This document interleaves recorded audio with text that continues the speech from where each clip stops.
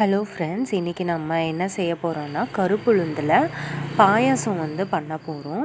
கருப்புளுந்து பார்த்திங்கன்னா நம்ம உடம்புக்கெல்லாம் ரொம்ப நல்லது. ஸோ பெரியவங்கள்லேருந்து சின்னவங்க வரைக்கும் எல்லாருமே வாரத்தில் ஒரு நாள் எடுத்துக்கலாம். வீட்டில் பெண் குழந்தைங்கள்லாம் இருந்தாங்கன்னா அவங்களுக்கு வாரத்தில் ஒரு நாள் கொடுக்கறது ரொம்ப நல்லது. ஸோ அதுக்கு பார்த்திங்கன்னா கருப்புளுந்தை நல்லா வறுத்து தண்ணியில் 1 மணி நேரம் கிட்ட ஊற வச்சுருக்கேன். ஸோ நெக்ஸ்ட்டு பார்த்திங்கன்னா உங்கள்கிட்ட நாட்டு சர்க்கரை இருந்துச்சுன்னா நாட்டு சர்க்கரை எடுத்துக்கோங்க. இல்லை அப்படின்னா மண்டவளம்னா பாகு காய்ச்சி நீங்கள் எடுத்து வச்சுக்கோங்க. நெக்ஸ்ட்டு பார்த்திங்கன்னா முந்திரி திராட்சை எல்லாம் எடுத்து வச்சுருக்கேன்.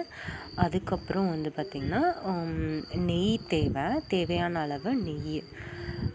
இப்போ நெக்ஸ்ட்டு பார்த்திங்கன்னா நம்ம ஊற வச்சுருந்த கருப்புளுந்தை நம்ம குக்கரில் வேக வைக்க போகிறோம். ஸோ ஒரு 4-5 விசில் விட்டு எடுத்துக்கோங்க. ஸோ 4-5 விசில் வச்சு எடுத்துக்கோங்க. இப்போ 4-5 விசில் வச்சு எடுத்தாச்சு. நெக்ஸ்ட் தேவையான அளவு நம்ம நாட்டு சர்க்கரை சேர்க்க போகிறோம்.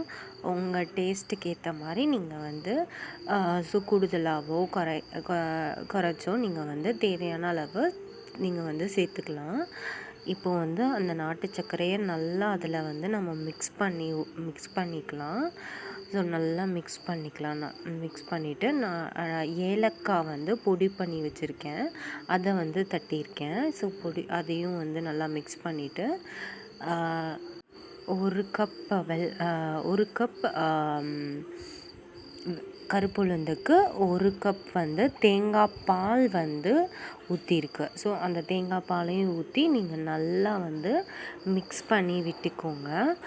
அதுக்கப்புறம் பார்த்திங்கன்னா நல்லா மிக்ஸ் பண்ணிகிட்டே இருந்தீங்கன்னா உங்களுக்கு பாயாசம் கன்சிஸ்டன்சிக்கு வந்துடும். நெக்ஸ்ட்டு ஒரு டேஸ்ட்டுக்கு நம்ம கொஞ்சோண்டு உப்பு ஆட் பண்ணுறோம். அதுக்கப்புறம் பார்த்திங்கன்னா ஒரு பேனில் நம்ம கீ ஆட் பண்ணி நம்ம எடுத்து வச்சுருந்த அந்த முந்திரி திராட்சையெல்லாம் பார்த்திங்கன்னா ரோஸ்ட் பண்ணி நம்ம எடுக்க போகிறோம். இப்போது முந்திரி திராட்சையெல்லாம் ரோஸ்ட் பண்ணி எடுத்துக்கலாம்.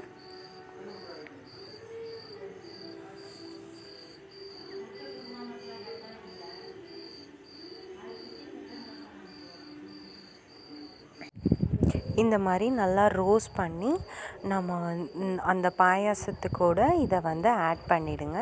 இப்போ ஆட் பண்ணி நல்லா கிண்டி விட்டுக்கோங்க. ஸோ நம்ம பாயாசம் இப்போ ரெடி ஆயிடுச்சு. இதே மாதிரி நீங்களும் வீட்டில் செஞ்சு பாருங்கள். செஞ்சு எல்லா குழந்தைங்களுக்கெல்லாம் கொடுங்க, ரொம்ப நல்லது. ஸோ இந்த வீடியோ உங்களுக்கு பிடிச்சிருந்தா லைக் பண்ணுங்கள், ஷேர் பண்ணுங்கள், சப்ஸ்கிரைப் பண்ணுங்கள். திரும்ப நெக்ஸ்ட் வீடியோவில் சந்திக்கலாம். தேங்க்யூ.